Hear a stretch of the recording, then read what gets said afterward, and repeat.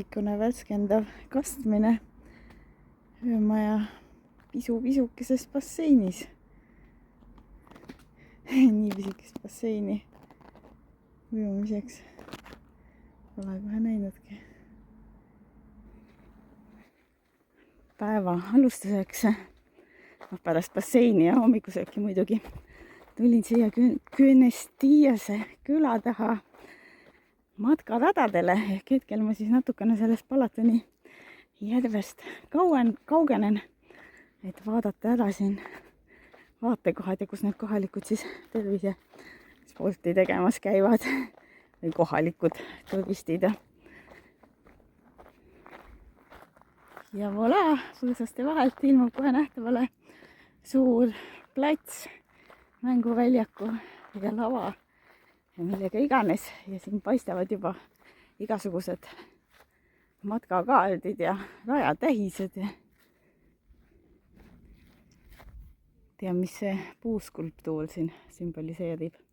Ühesõnaga see Küünestiias, sellel asulal on ka päris huvitav ajalugu, kui hakata sinna süvenema, et siin enne sama koha peal 1333 midagi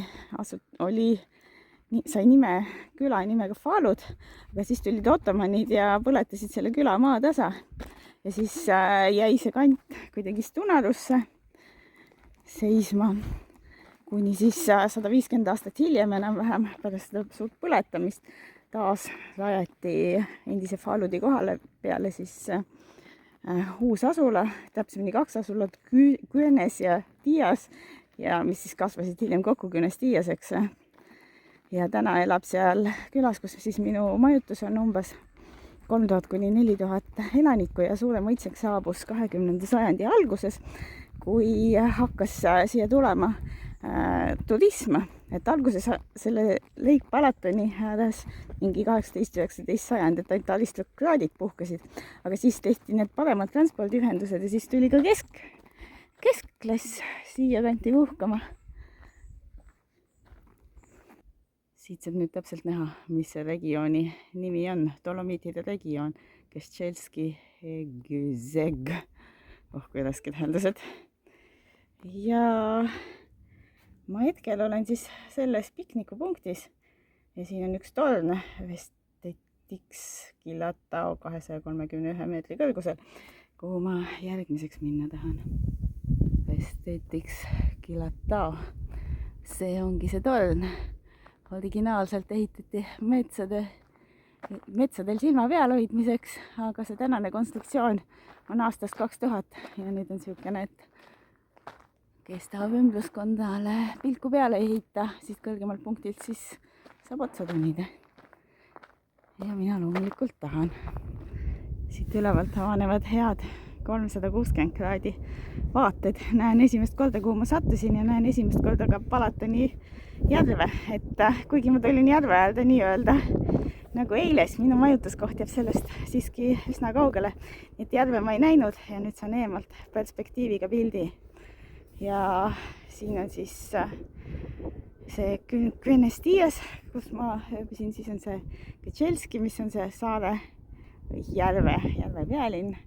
Ja siin on nüüd muud ümberkaudsed asulad ja rohelised nõlvad. Siin kiire tiiru peale ja siit alt paistab juba see plats, kust kohas ma ennist olin kaarti vaatamas. Valged kivid paljanduvad, siuksed vaated. No see Palatoni järv on siuke pikk ja kitsas, et 78 kilomeetrit umbes pikk ühtepidi idast läände ja siis 4-14 kilomeetrit lai. Ja ta on pindala, siis veepindala pealt on 600 ruutkilomeetrit. Kesk-Euroopa suurim selline järv. No muidugi, kui Peipsijärvega võrrelda, siis Peipsijärv on rohkem kui 4 korda suurem. pealt pinna järgi. Ja see Palatoni järv, see on ju ka väga madal, et ta on mingi 3,2 meetrit on keskmine sügavus ja kõige sügavam punkt üldse olla 12, midagi meetrit. Selles mõttes nagu huvitav. Ja kui teda tõlkima hakata seda nime, mis see tähendas või kus see nimi tuleb, siis need algjuured viitavad sõnale soo. Et ta oli siuke soine ala, mitmed väikesed järvekesed, siia tekkisid 4 tükki või midagi sellist. Ja siis jooksid kokku üheks Palatoni järveks, et väga vana see bassein siin ei ole. Mingi 1 000 000 aastat umbes, geoloogilises mõttes 1 000 000 aastat ei ole nagu midagi, kuigi inimajalu mõttes see on nagu tohutu pikk aeg. Et siukene järv. Miski kaardi moodi asi kohalikus keeles osutab musklirajale. Ilmselt tuleks siis järgida neid siniseid kolmnurgakesi. No ma siis hakkame siis astuma. Sinised kolmnurgakesed siit alla. No radasid läheb igasuguste märgistustega igas suunas. Mina järgin oma siis suunto kellele joonistatud kaarti. Natuke kattus siniste kolmnurgakestega, kas ma neid enam näen, seda ma ei tea. Aga igatahes minu kell näitab, et siia poole. Siin ja seal väravate küljes ma näen neid Elado silte. Elado telefoninumbrid, maja paistab tühi. Võib ainult oletada, et see tähendab müüa.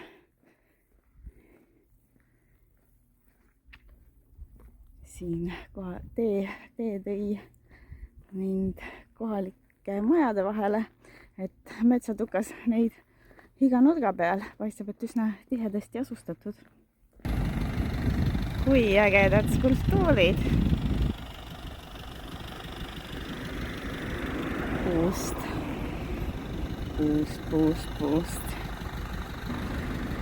Esteetiksi, palee ja aiad. Et sujuvalt rajad tõid mu metsast ja läbi küla tänavate ja natukene ka suuremat teed pidi siia otse Esteetiksi palee juurde. Hirmu uhke paistab juba siit servast. Vaatan, kas saab parema vaate ka. No siin on see palee nüüd oma täies hiilguses näha koos laulva pulskaevuga või muusikat mängiva.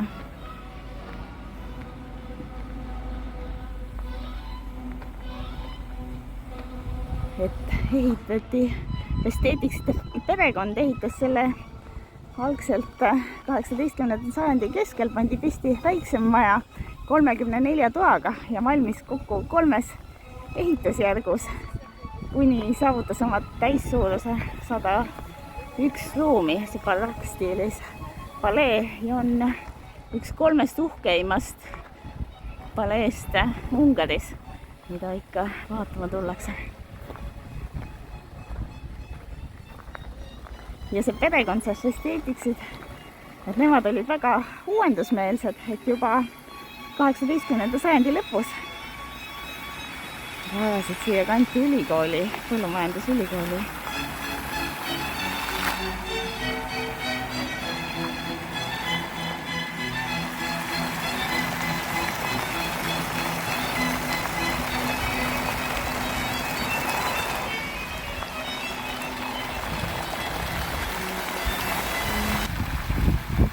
See pulskaev on ilmselt siin selle palee üks uhkusi.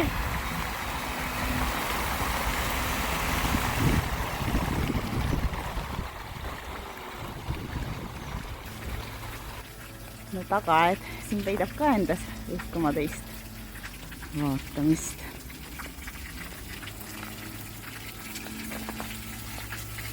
Vaatasin, et kas siin on mingisugune silt, mis ütleb, mis pulskaev või kaev see on, aga see ütleb, et see vesi ei ole joodav lihtsalt. Siin on ühe väga suure ja igivana puukänd mõningate istumiskohtadega, võib-olla sellesama puutüvest. Ja mida räägivad siin infokirjad?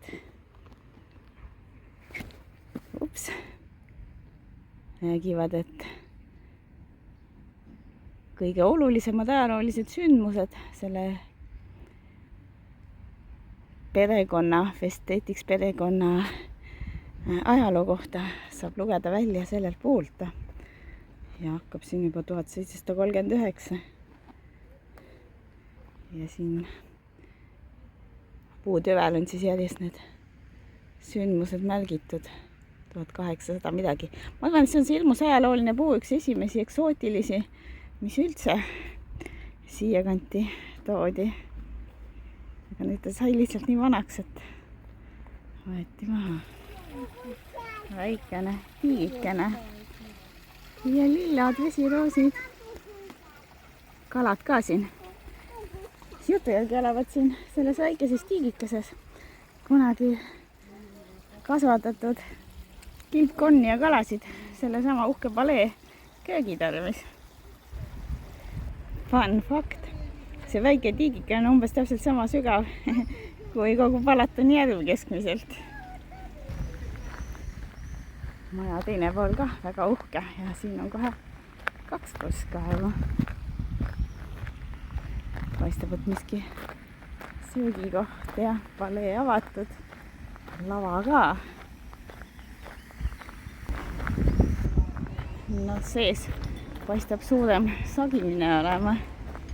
Mida selle paleega on see huvitav lugu, et siin olevat vähemasti kunagi oli üks tähtis raamatukogu ruum ja teise maailmasõja kandis see raamatukogu hoidja ja siis keegi ladina keele oskaja sõdur leidsid, et siin on väga palju varandust, ajaloolist kirjandust väärtuslikku ja kõik väärt asjad. Nad käskisid sinna raamatukogu ruumi viia ja siis müürisid raamatukogu ruumi niiviisi kinni, et 1945. aastal peale tulev Punaarmee ei leidnud ega näinud seda raamatukogu. Ja niimoodi on suur kollektsioon, mingi 80 000 väärtuslikku raamatut säilinud Helikoni raamatukogu tarvis. Sellised lood. No need kunagi palee juurde kuulunud kõrvalhooned jätkuvad siin pargist või aiast väljas ka ja täna on nad praktilisse kasutusse pandud. On majutuskohtadeks ja söögikohtadeks tehtud ja müügikohtadeks. Sujuvalt Kestšeli kesksele jalutustänavale. Jätab küll siukese suvise hõngu, suvise puhkuse hõngu, et siin ikka saab päriselt puhata.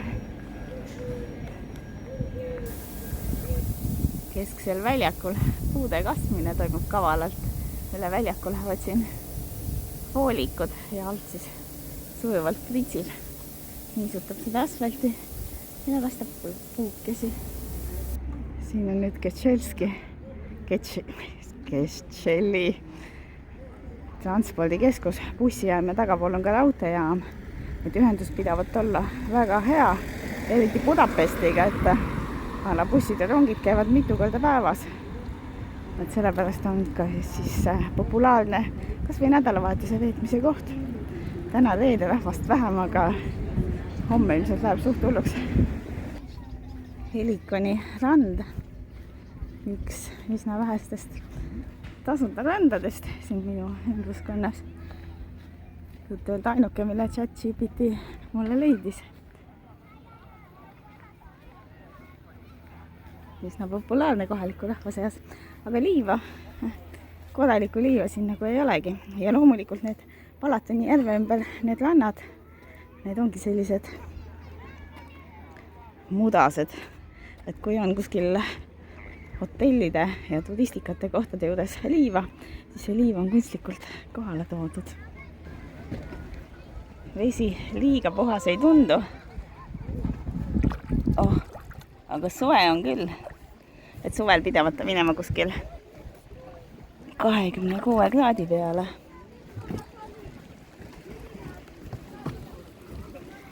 Ja see häda pidavat temaga olema, et kuna ta on soe ja madal vesi, et siis siin hakkavad ujuma igasugu molluskid ja vetikad vohama. Et mõnikümmend aastat tagasi oli suurem probleem nendega, aga siis tehti mingid puhastustöösid ja täna on siiski ujumiskõlbulik. siia ranna äärde linna poole nüüd juba on ikka täitsa igasugu atraktsioone ehitatud. Paistab, et päeva ajal see lõbustuspark ei tööta ja putkad on suhteliselt kinni. Eks inimesed rohkem kisub sinna ranna poole. Aga muidu igavesti äge turismikoht.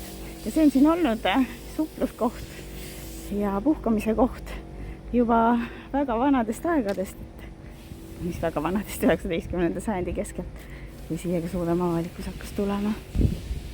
Täitsa uhke hotell on müüa. Kes tahab omale siia randa hotelli, siis on kohe saadaval.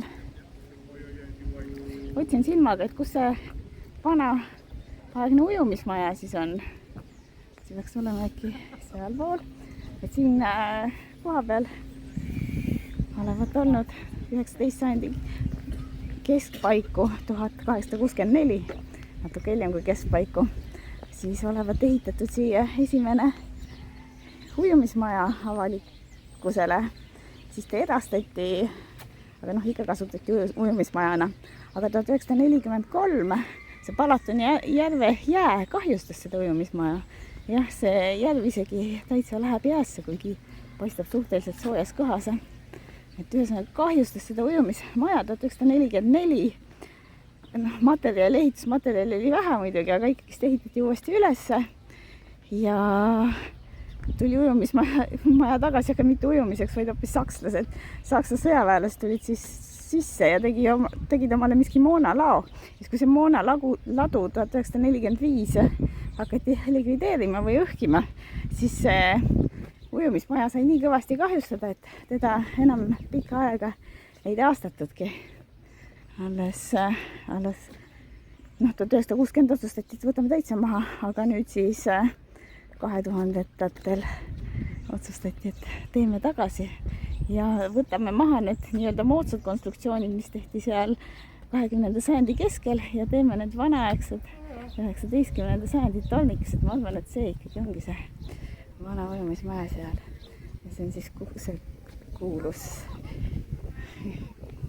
või mitte kuulus, aga populaarne muul, kuhu otsa saab jalutada. Ja miks siia otsa jalutada? No siin on mitmed ruumid, mis on tähtsad.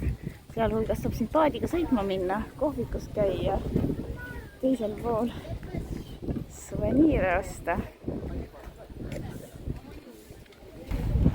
No suur jahisadam siin Liivase rannas. Seda enne neid maste sealt muuli otsast nägingi. Ja siit läheb siis rannaanale.